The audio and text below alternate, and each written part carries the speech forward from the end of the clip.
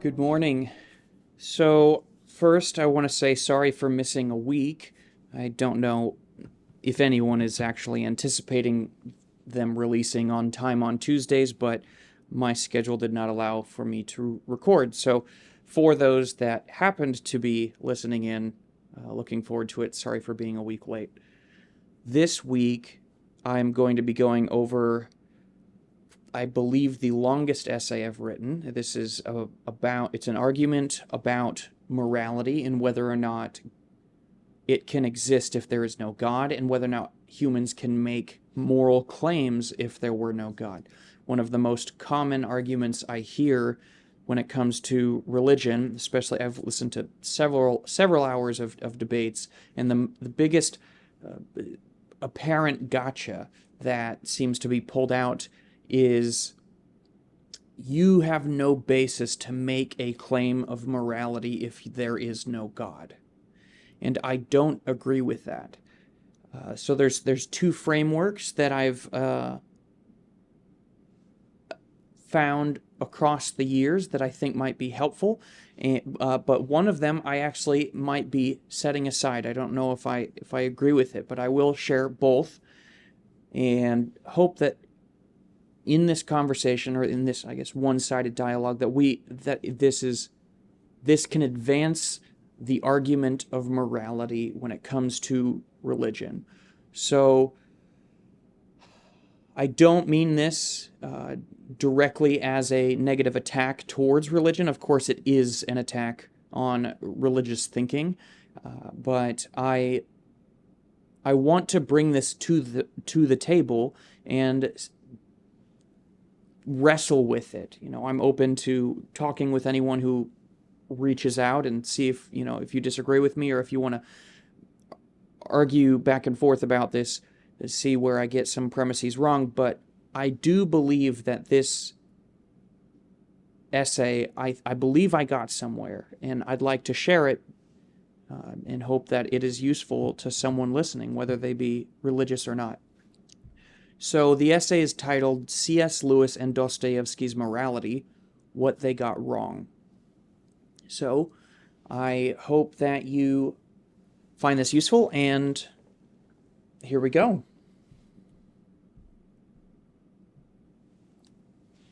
Lewis and Dostoevsky's claim. C.S. Lewis famously claimed that mankind's instinct for the concept of good, whether through the experience of a guilty conscience or the inclination that something ought to be better, was evidence that there is a God. Over the years, I have spent dozens of hours listening to long-form debates over the existence of God. Along with Lewis's claim, religious believers often posited Dostoevsky's maxim, "If there's no God, all is permitted." The argument goes as follows. For Lewis, all claims of morality are bound to be subjective. True objectivity can only be established if someone can take a bird's eye view of the subject. Because mankind cannot step outside himself, any moral assertions are bound to have a subjective prejudice. The fact that humans are inclined to do good or feel guilt for doing evil reveals the fingerprint of God, for he is the pole that our moral compass points toward. For Dostoevsky, if there is no God, man could act according to his darkest impulses without prejudice. Without the fear of an eternal judge, man would find no reason to restrain his behavior. What we know about humans. Are Lewis and Dostoevsky correct? A good rule of thumb for such rhetorical exercises is known as the Sagan standard. Extraordinary claims require extraordinary evidence. Lewis's claim that God is seen in man's instinct for good is an extraordinary claim. Could someone show this claim to be true? Of course not. Could it be shown to be false? Again, of course not. However, just as I cannot disprove the existence of unicorns, it is not up to me to provide evidence of their non-existence. It is up to the unicorn apologist to show that they do. When the evidence for a claim is slim, it is up to the one making the allegation to persuade otherwise. How could we know that the instinct for good is the fingerprint of God? There is, of course, no way to. It is a claim that rests on a matter of faith. I find it strange that this attack on man's inherent subjectivity is only made when speaking of morality and not any other form of our understanding.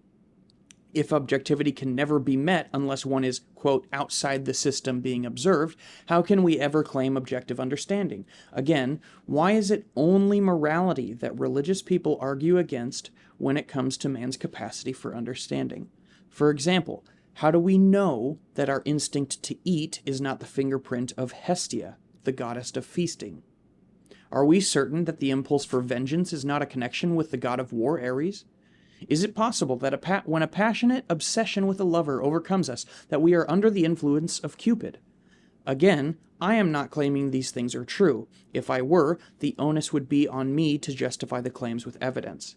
If I could not provide the proof necessary, there could be no surprise that people were not convinced. Yet somehow, in debates on these topics, Christians get away with gaslighting people who insist on evidence before being willing to change their minds.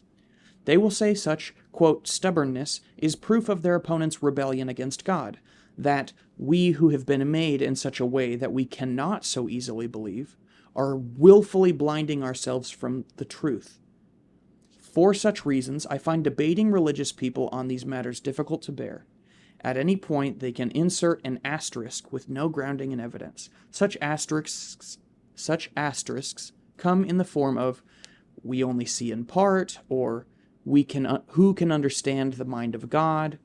When I refuse to accept such, quote, points as valid, they claim I am the dishonest one. I ask yet again, why would morality be the only construct religious apologists dispute in such a manner? Perhaps it is because they know that if they no longer have a monopoly over man's moral judgment, they no longer hold a monopoly over his soul.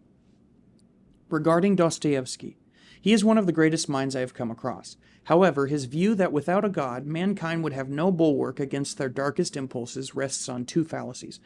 First, Dostoevsky claims that if there were no god, the consequences would be too dire. In rhetoric, this is called argumentum ad consequentiam, an argument from the consequences. However, the fact that we do not like the implications of an argument does not make that argument false. It is, for example, a very unfortunate truism that children who lack essential nutrition during their developmental years have a lifelong detriment in their IQ. It is also a truism that IQ is one of the most significant predictors of success in the workplace. The significance of these facts cannot be overstated. Children who lack essential nutrition suffer lifelong consequences in their intellectual capacity and have a decreased likelihood of success in their careers. This is an unfortunate truth. Refusing to believe it is because of its ramifications neither helps the individuals impacted nor prevents it from happening in the future. The emotional valence we experience from a claim has no bearing on its truth. This is the fallacy of argumentum ad consequentiam.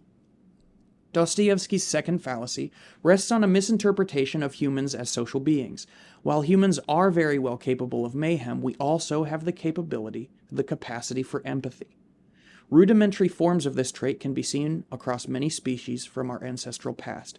People do not enjoy being tyrannized. When despots arise, people will either flee or revolt when they can.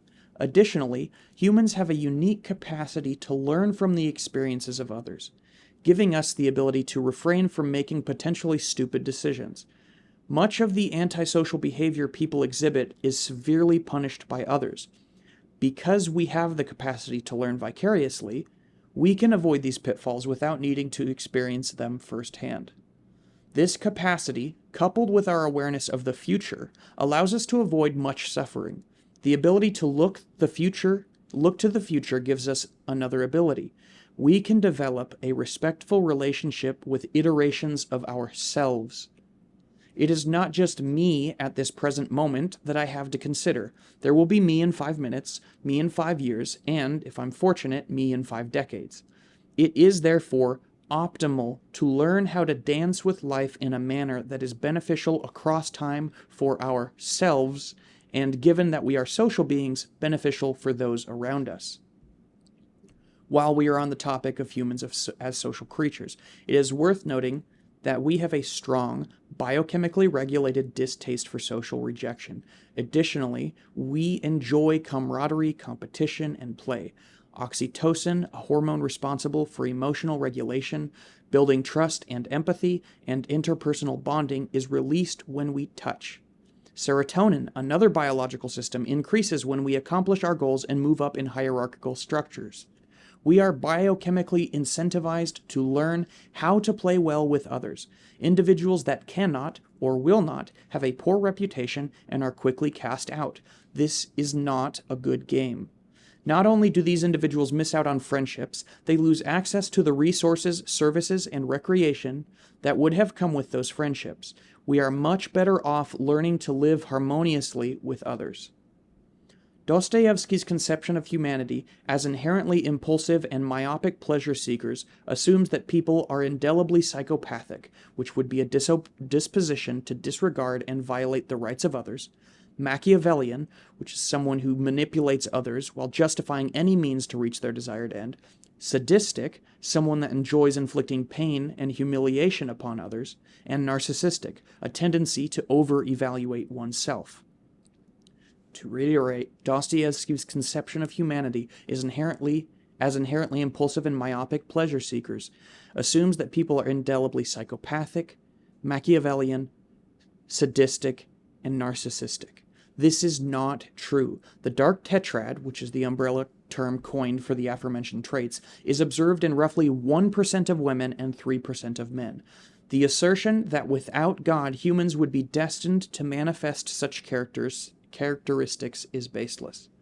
I question the judgment and honesty of people who hyper-focus on man's flaws while remaining ignorant of his virtues. The story of man's original sin, of course, has its utility. Man is prone to entropic stupidity, willful blindness, and denial of responsibility. But this is not all that he is.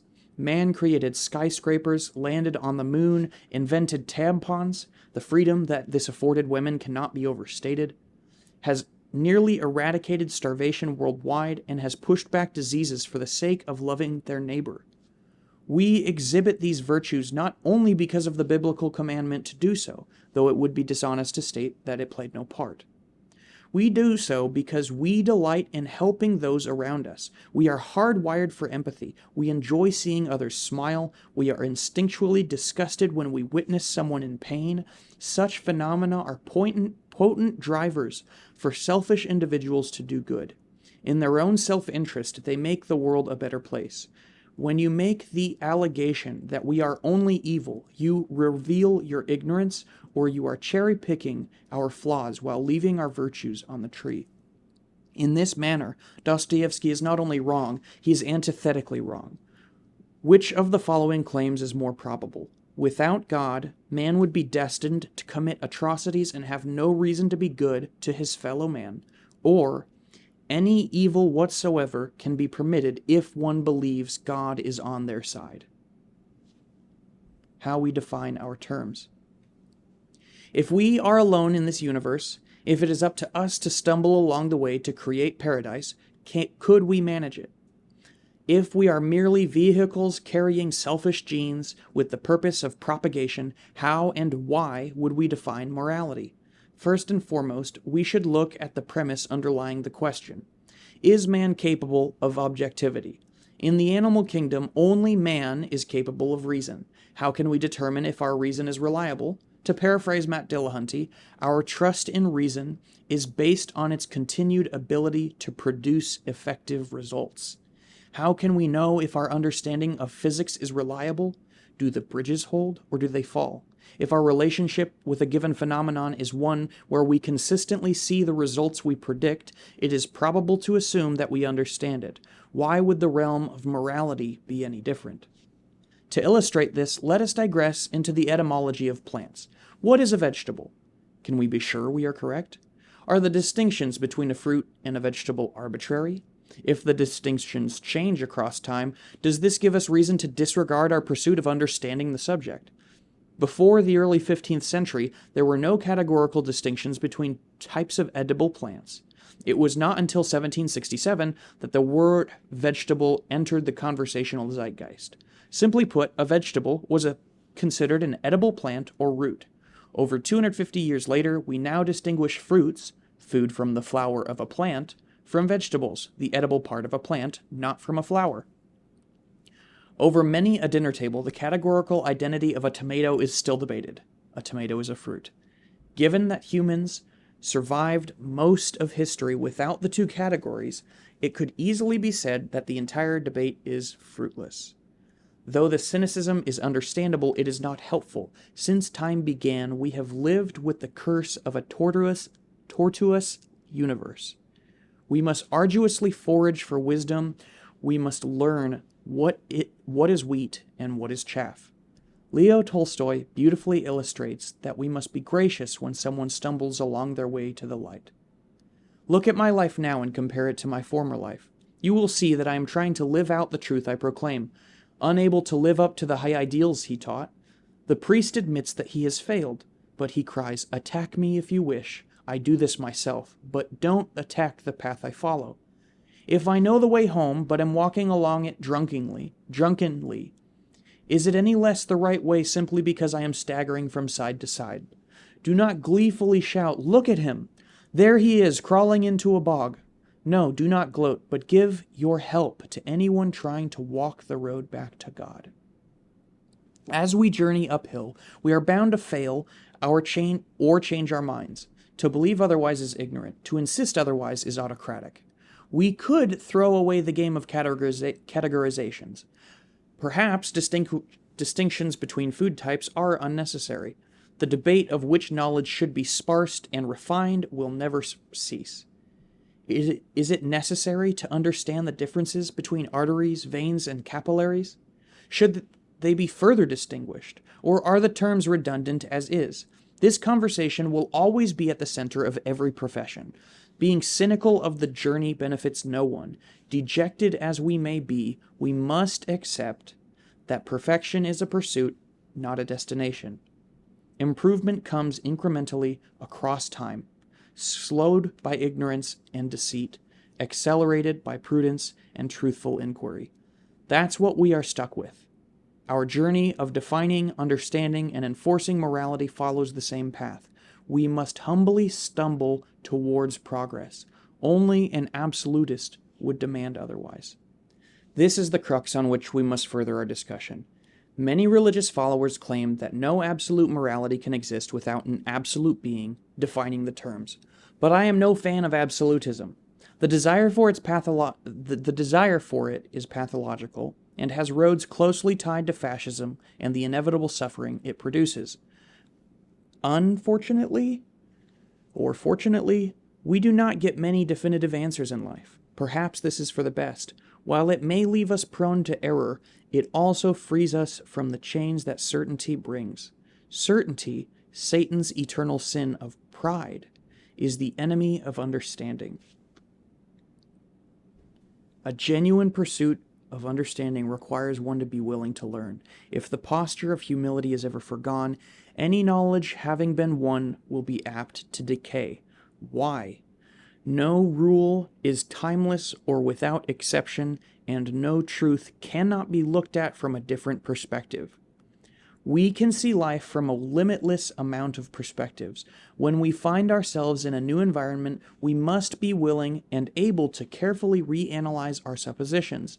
A tight fist and willful blindness will not save you from the flood if you refuse to see the water. The claim that morality cannot be conclusively established if there is no God is something that I humbly and joyfully accept. I do not want to hold the keys of perfection, for I could not trust myself with them. Anyone with any sense would not trust themselves with them either. To claim a perfect understanding of the truth is precisely the rhetoric of dictators. I welcome the instruction my error provides and the light that it shines on my ignorance. Do you? Over the years, I have been tempted to concede to the claim that there could be no objective and eternal morality without God. I considered that while we may be forever lost in terms of ultimate objectivity, we could define our terms based on the game we decided to play. For example, if one chose to play the game of chess, we could objectively determine if that person was playing by the rules of chess.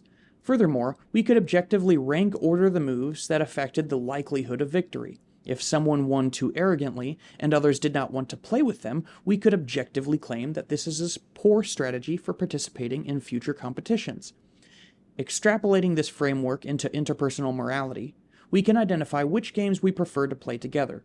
Next, we can objectively rank order which behaviors were positive and which were negative based on the action's compliance with the rules of that game. For example, let us imagine that we decided upon a goal was to create a society where the greatest amount of human flourishing could exist for the maximum amount of time. We could objectively measure policies that decreased tribal feuds and increase voluntary individual participation. While this framework has great utility, I believe conceding to the argument of man's inability to use reason to objectively determine morals is wrong.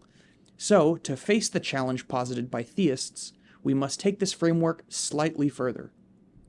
On moral progress.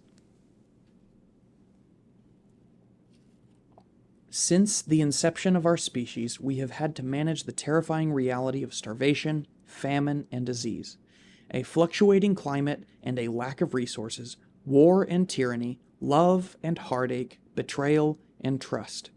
Our ability to live peacefully among each other was closely intertwined with kinship. Interactions with outsiders were prone to suspicion and conflict. When we could work together, we flourished, typically through trade and specialization, until catastrophe struck or corruption overwhelmed. Oftentimes, religion was the primary source of social fabric and cultural instantiation. It was the mechanism that oriented us toward an ideal and posited an explanation of the human experience. While the benefit of a social fabric was and still remains indelible, the all-encompassing narrative was also used to justify the destruction of the stranger. The outsider, the one that did not follow the way, was often put to death. The insider, likely someone born into the civilization, was taxed the fruits of their labor. Kings throughout the ages partnered with religions of their times. A king's rule needed to be justified, especially after using force. Submitting to the gods of the time was an antidote to the question of the sovereignty of his reign and provided an additional level of meaning to his rule. Additionally, people are prone to wander from the ideal path. Throughout the ages, priests were the shepherds who led the sheep to the pasture. However, when disobedience and rebellion spread like a weed, mystical threats of a god's wrath were oft not enough to change the behavior. But this thing commanded I them, saying, Obey my voice, and I will be your God, and ye shall be my people. And walk ye in all the ways that I have commanded you, that it may be well unto you. But they hearkened not, nor inclined their ear, but walked in the counsels and in the imagination of their evil heart, and went backward and not forward. Jeremiah 7:23-24. Because the gods were unpredictable in their timing to discipline, the priests needed a sword to pierce through the unrepentant hearts. For such reasons, the king and the priest were eternally bound. Rules are a necessary component of life. They inform us about what behavior is acceptable to the people around us. When we break them, people are often angered and frightened. What type of person would be willing to go against a consensus? Rules orient us. They shine a light on a path to follow. Imagine the following scenario.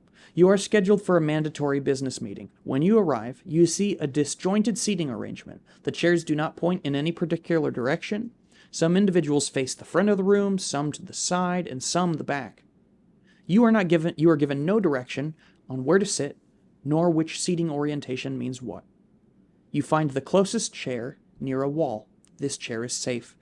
Not only does it provide proximity to the edge of the room, but it also is optimally distant from all the unknown colleagues. You do your best to avoid eye contact, but inevitably exchange glances with others. Finally, someone speaks. You think to yourself, thank God, something. The leader courteously greets everyone with a warm smile.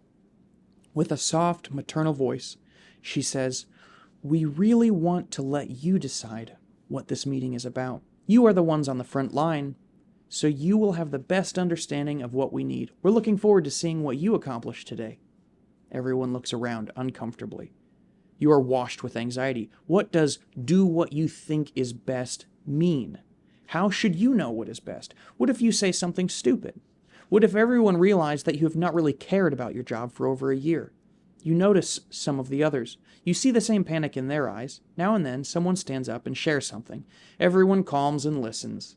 Though the speech contains little value, people gratefully listen. They are, for now, no longer at risk of exposure.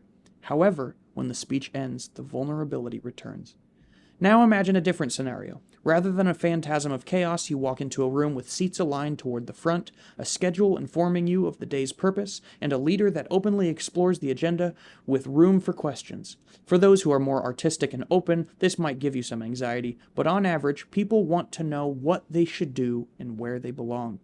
People negotiate. We negotiate our place with others, and welcome regulations if it gives us a direction to aim. Order and rules orient us in the world.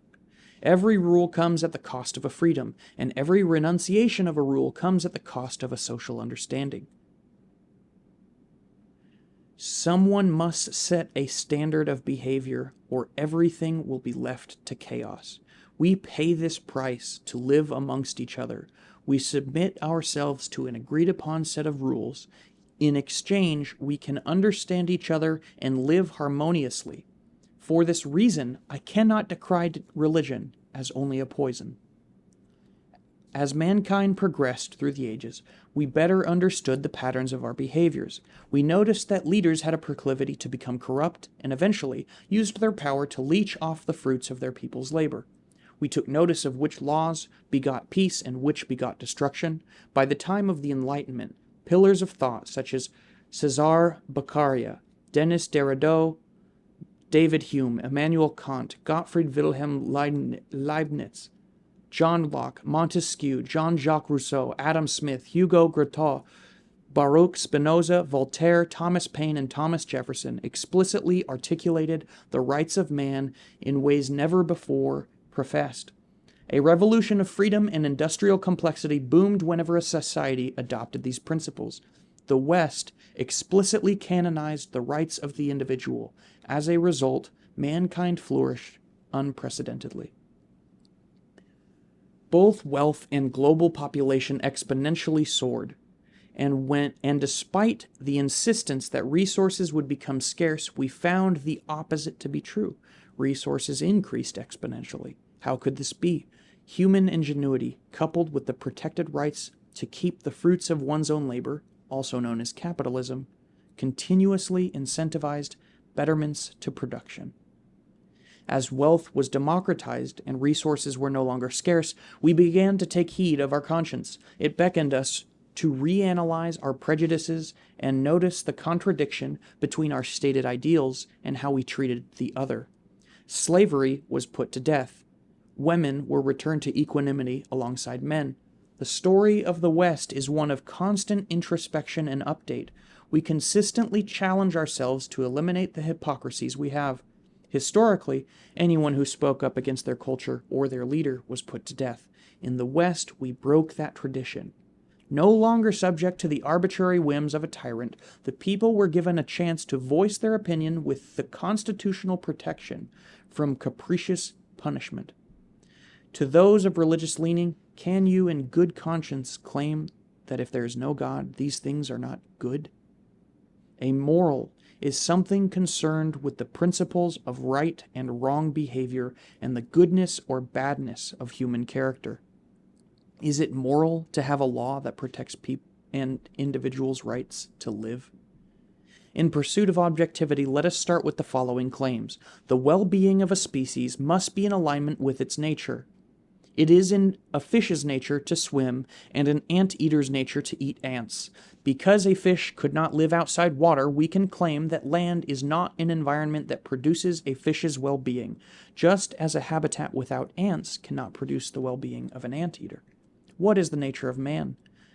To answer this question, we could start by observing which conditions improve someone's physical and psychological well-being. Humans psychologically deteriorate in isolation. This is why solitary confinement is an effective punishment. We do not like to be alone. Thus, we can assert that socialization must be right for man. When force is exerted on an individual, many detrimental effects ensue. Anxiety increases, causing the body to burn through excess resources and increase the likelihood of disease. Fantasization of vengeance emerges, increasing the probability of cyclical intertribal conflicts. Often, social distrust follows.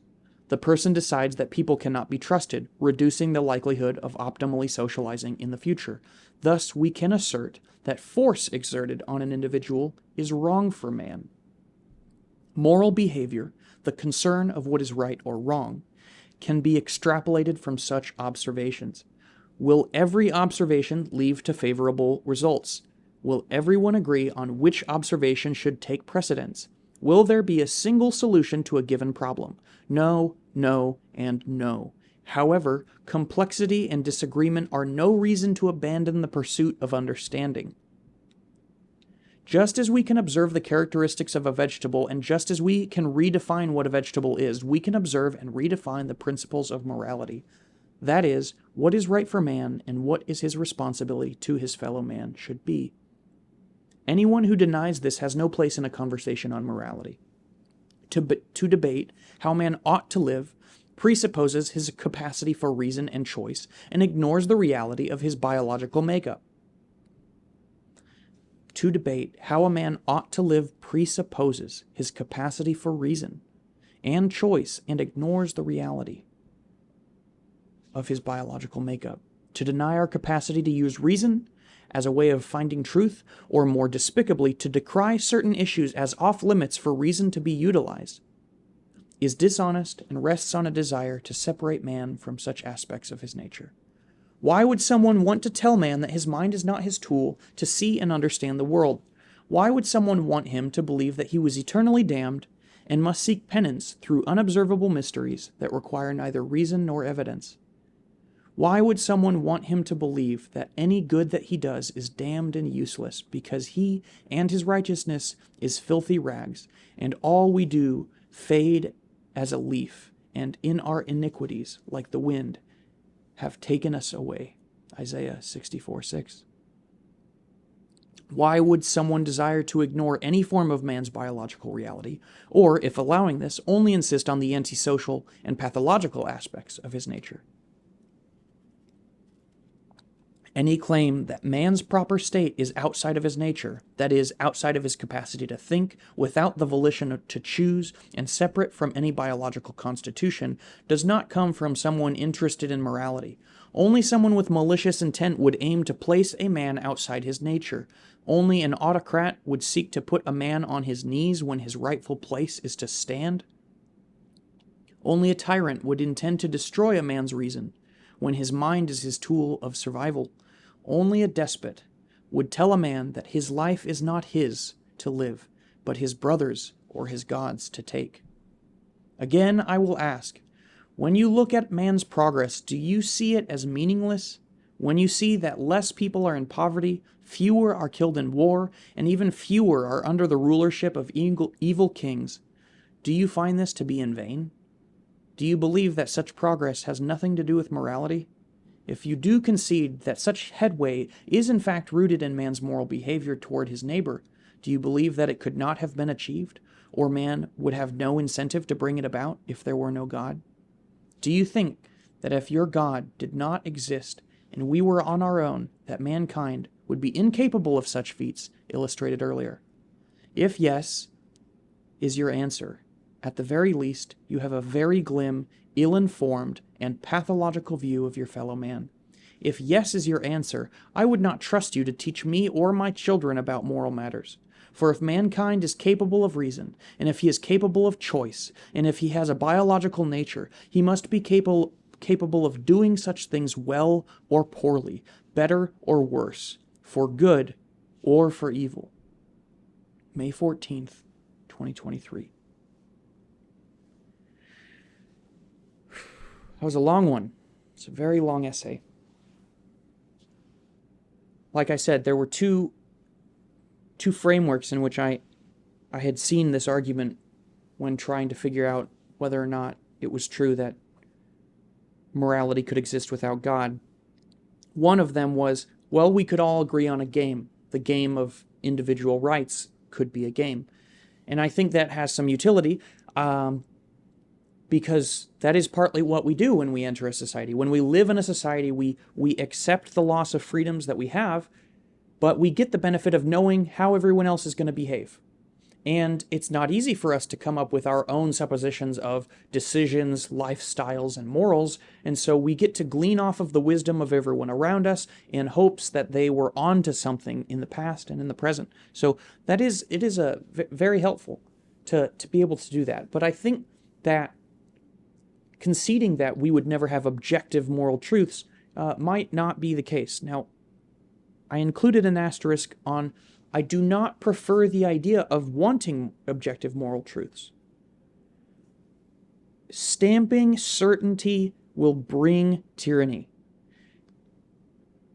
If you think that you're different, or that Christianity would be different, or Islam would be different, any religion that you follow would be different, if you had the keys to power, or if everyone just followed the ways of the religion creed that you believe in the way that you see that it is translated when reading the Bible or the Quran or the other sacred texts.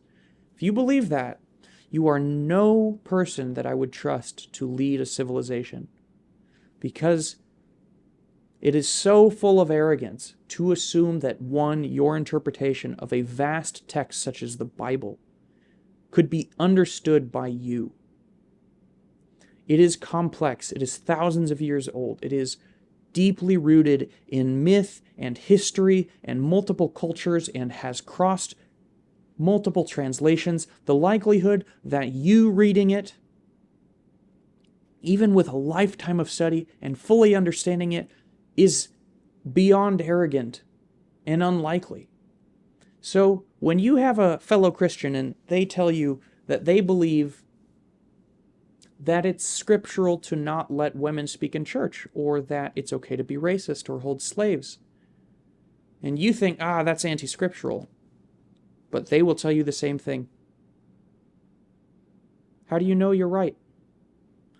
You're grabbing from certain text to prove your point, and they will grab theirs. You will say they're cherry picking, and they will say the same of you. How do you know? Now, you could look at the arguments and say, well, maybe if whoever has the most vines connected to their interpretation. So, if Scripture mentions one thing 50 times and another thing 5 times, the likelihood that you're onto something increases. It's not certain, and given the fact that there's multiple authors, it's hard to say how you know what the Word of God actually should mean and is translatable to. You should not want your group to have absolute authority on morality, because every time a group does, it leads to tyranny. The miracle of the West is the fact that we said, you will have no required religious affiliation to be a leader in this country, and we will not oppress anyone for believing otherwise, believing differently from their neighbor. This removed the shackles that we were tied to when the church was in bed with the state. Now, you can always say, it's because they worshipped other gods or they got corrupted by their culture. I would venture to guess, if the church had a 1,500-year grip on humanity across Europe and a lot of the world, and you think, it's, of course it's not only filled with bad, and I'm even ceding that to you. It's not only filled with bad, but the evil that it perpetrated was terrible. The oppression that it leaked on the other was terrible. The oppression that it leaked on the people, that it wreaked on the people within the group that did not confine to their code, was terrible. Why? Because they had the grip of the gun in their hand. This is why we separated that grip when we came to the West. So to hope for absolute understanding of morality is to hope that you could hold the keys to the freedoms and the lives of others. Now, you could insist and say, no, I don't want it. I just want my God to have it. Who will go about bringing God's kingdom onto this earth if you had your way? Would you appoint church leaders? Would it be people that you trust the judgment of? Or would you allow other people to decide and vote for it? If you deny them that, you're playing with tyranny. If you give them that, they won't turn out to be all religious because there's a multiplicitous way of looking at the world. So then, the only thing that you could hope is that Jesus would come down and run the rest of the world. Until then, it's fallible. But that puts us back at square one. Man is left to his own devices to figure out how to behave. Does not mean we dismiss the tools that he's already come across, including Scripture, but it also does not mean that he's not capable of updating and learning how to do it better. I ask you this not as a way to prove that your religion is poor, but as a thought-provoking question. Why is it that the secular worldview that separated church from state brought human flourishing more than ever existed, even directly during or after Jesus' death? Why would that be the case? Now, the ethos of thought was greatly investigated and built inside of the Christian ethic. Of course that's the case. So you can make the claim that without that tyranny, perhaps we never would have come to the conclusion that every individual has a spark of God inside of them. Maybe we wouldn't have reached that point as a secular society. So maybe as an olive branch, I will secede to you that without the tyranny of the church, maybe we wouldn't have gotten here. It might not be the case, but it might be, and I could grant the possibility. So we abandon the myths at our own peril, because we don't know how much of those myths hold up our presuppositions in the West. But at the same time, that does not mean that the myths are all that there is. Why did the religion, the text itself, not posit something like Western society? One, the obvious answer is because that thought hadn't reached the mind of man. But allegedly, they were in contact with a God that knew all things. Why not bring about a society that brought peace and flourishing for all mankind? Rather than just spiritual flourishing, whatever the hell that means, while they suffer of measles and smallpox and malaria and war and famine and debt and tyranny and lack of resources and starvation, all of these things that are just part and parcel of the human experience. Promoting spiritual well-being is fine and dandy, but I think if you were to ask anyone, including yourself, would you prefer to live in a land that was free of those things and gave you a chance to thrive and a choice to live whatever religion you wanted, or a land that was dictated by a church with no political philosophy for freedom? I believe you would choose the society that you damn and curse so much while saying that man's righteousness is filthy rags. You spit on the pillars that bring you safety in the first place. So, what was the purpose of this essay? This purpose was to at least get us to I wanted to further the argument of the question of man's capacity for moral behavior without God. I felt that was a standstill in the argument, and I wanted to at least progress that. Now, why? Why is it important to do that? Well, one, it was an argument that I saw was not being addressed. Every time the argument was posited, it was just bypassed by the atheists. They would say, no, that's not true, but they would never articulate why that wasn't the case. Not in a way that I felt sufficient, so I wanted to try and figure out if there was a way to even inch it forward, and I believe this essay did so. But why does it matter? Well, part of the human experience is to explore, to I'm thinking pilgrimage, but that's not the right word, to advance, to, there's a word for it, to journey, to adventure. And all of those things come by exploring something new. So I got to add to that conversation, I believe. And that's good enough reason of its own. But why is this topic important to me? Well, I can't specifically give reasons why. The hypocrisy and arrogance that comes with religious thought is very annoying to me at times. And perhaps I needed to come up with an answer to my current agnosticism and atheism. And so there's that. There was the drive for an answer, because if that was true, then I'd have to reanalyze my premises. So I had a bias to try and find an answer, and that bias, I think, got me something. But additionally, I think there's something ignorant in the ethos of modern-day Christians. What I see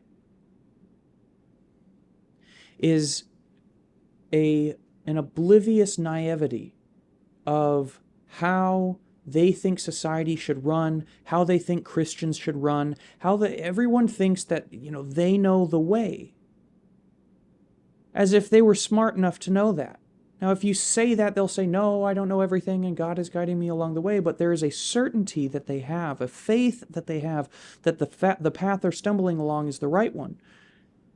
Which is fine. It's great to have that. But when contradictions in the path are revealed, it's as if they're oblivious to them, or willfully blind to them, and refuse to look at them, or deny any chance that they are wrong. And it's not possible to be the case that you're all right. Baptists, Muslims, Jews, Presbyterians, agnostics and atheists, we all believe that we have some, even agnosticism and atheism, it's a sidetrack that's not really much important, but it's not a belief system. It's saying I'm not convinced. That's not a belief. So stop saying it's a belief system. The people that use it as a club to get people to deconvert, sure, they're essentially using the religious instinct, or whatever that instinct is that gets us to want to others to be a part of our group. But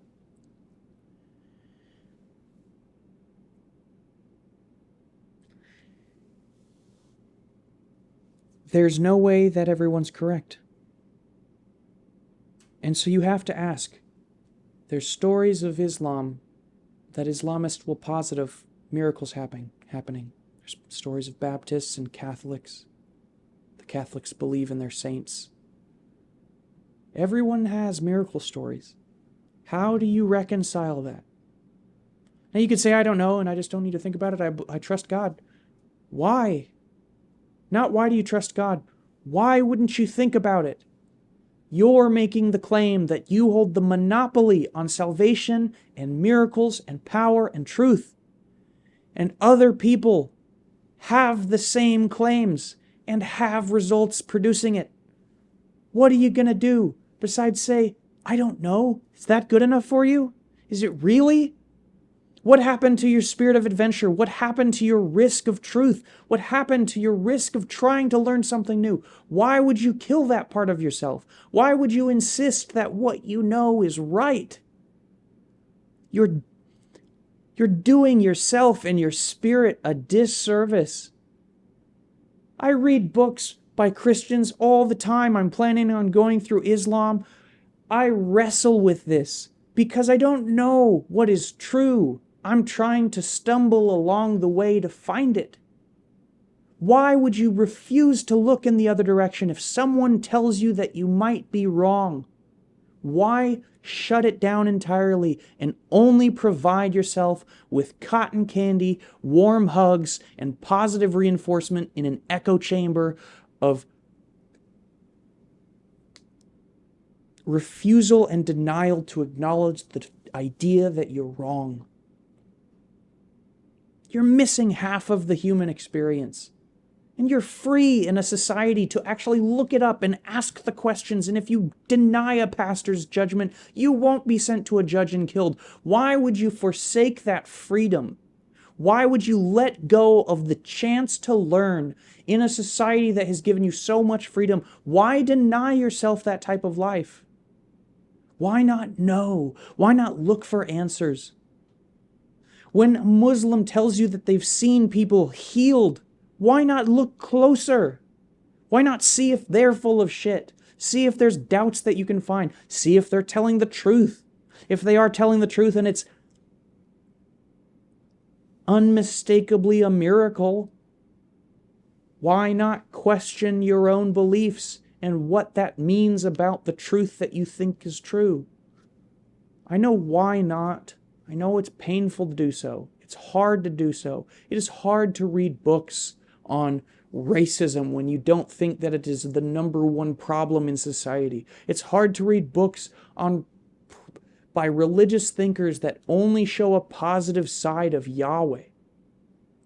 But I do it anyways. Why? Because I don't know the damn answers, and I'm trying to find them. And it's an adventure, and it comes with risks, and everyone hates you for it. Because you throw out questions and thoughts that piss people off, that they didn't want to think about. But you live in a time and a society, as I said, that lets you do it. Why miss out on that adventure? Now, I think one possible claim is, I could spend a lifetime studying Scripture and I still wouldn't get all of it. So why waste not even waste my time? I don't have the time or the energy or the desire to do so. Fine, don't explore useless rabbit trails that don't call to your conscience. But this is what I would at least suggest. Don't ignore the things that challenge your suppositions of truth. If you make a claim and someone tells you that you're wrong and gives you a resource on how to find out if you're wrong, you might not want to duck and cover. Because at the very least, you're teaching yourself that you're a coward. At the very most, you're practicing what an authoritarian leader would do. And by the time you get into leadership, if you ever do, what are the chances that you won't follow the same habits of ducking and covering when someone tells you you're wrong? One of the things that we were told at Panda Express was the way you do anything is the way you do everything. Maybe that's not entirely true, but it's worth thinking about.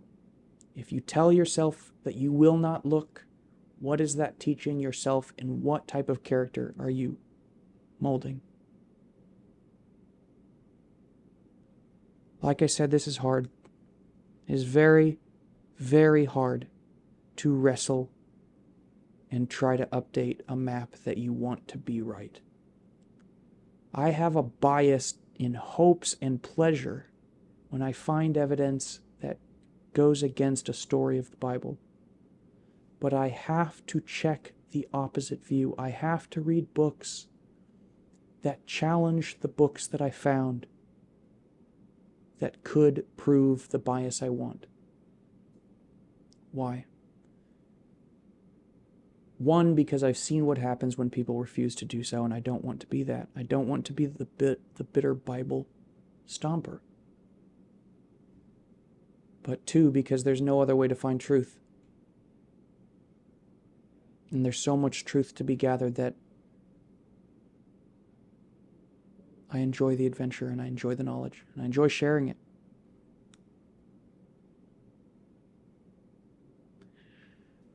I hope that someone found this useful. I hope you found it challenging. I hope you're willing to try and ask yourself those questions and increase your level of honesty with yourself and others.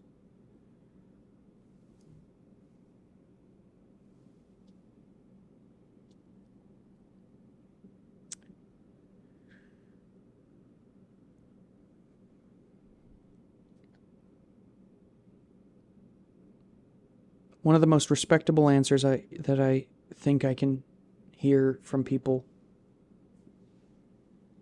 is I don't know.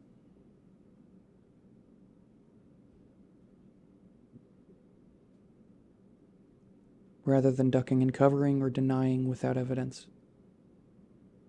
I hope that this argument of questioning the monopoly that Christians have on morality was thought-provoking and made you realize that truth might be more complicated than you want it to be, because it is.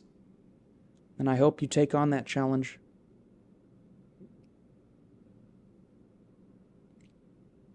But thank you for all that listened. And I hope that this can make the journey of your life a more adventurous one, and one that increases the likelihood that you live in truth. That would be a win. So thank you.